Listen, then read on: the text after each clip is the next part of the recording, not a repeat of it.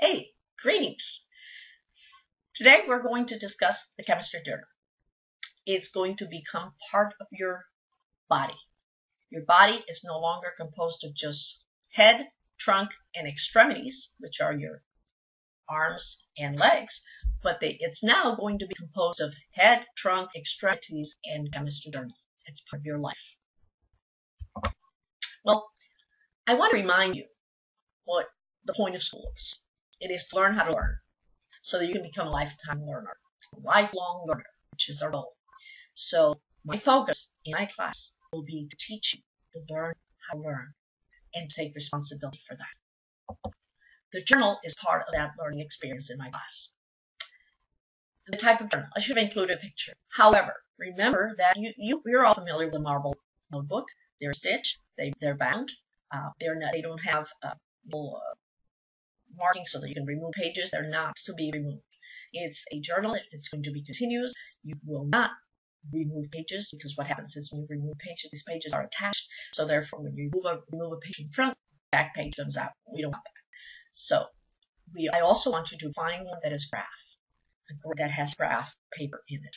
It will help you to keep more organized, and especially when you write up the labs, when you write labs in your journal, they will become really, really important, and it will be much more organized than so make every effort to do that. As far as the front, it doesn't matter. You can decorate it. You are going to make it personal.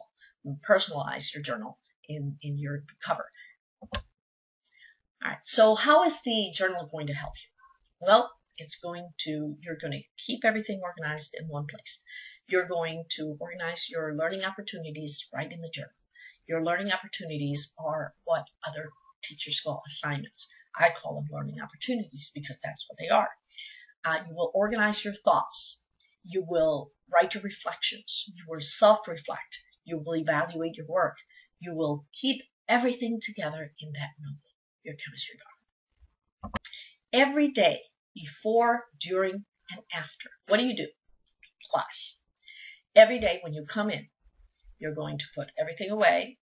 Before we start class, you're going to come to your desk and you're going to look up at the smartboard, and there will be information there.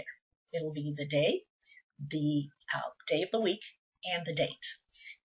Then you're going to write the goal for that particular day, your personal goal, and the homework for that night, so that we can keep moving. At least initially, we're going to be moving together as a unit. Later on, we will find that some students will move a little faster, others a little slower, and that'll work out, and we'll figure that out as we go along. At the end of the period, I want a few minutes to reflect, and we wrap up. I give you a prompt, and you write for about a minute or so, or you will write, what did I accomplish today? What do I still need to do? Am I making progress? What questions do I have? What should I be doing? I want you to leave space between different activities. So when you start an activity and you complete it and you move on to the next, make sure that you draw a line and you write a new title for that, so that everything's separated and everything's organized. So title everything and include the objective that you're working on. Do not doodle about unrelated stuff, please, because that tells me you're distracted. You went off track. So if you go off track, just come back, bring yourself back. No, Joey loves Mary, or vice versa. Please, if you doodle at all, doodle about chemistry, but don't overdo it. Okay, chemistry is wonderful, amazing, something like that. I'll accept that doodle. I want you to use whiteout whenever possible, and cross out neatly. You don't have to use whiteout for everything. If you're taking notes and you make a mistake, cross out neatly. One line. That's all you need. It'll look a lot neater and a lot more organized. When you're taking notes, I want you to use the RAS-ChemCast format that I showed you at the last video. Other than that, whatever works for you. You are going to use Cornell style, but as far as the notes on the right-hand side, I want you to use bullets, outlines, pictures, whatever works for you. Whatever helps you to remember the information is what I want you to use. So you have some freedom and flexibility there. When you actually take notes, I want you to start out with blue or black ink. Don't use red ink or any other color for the major portion. Boring, right? That's what you're going to say. Not yet. Okay, one more thing. You're going to use the pencil whenever you're doing mathematical work, which will be quite often later on. Besides that, it's not that boring because I want you to come back to the notes and I want you to highlight. I want you to color code.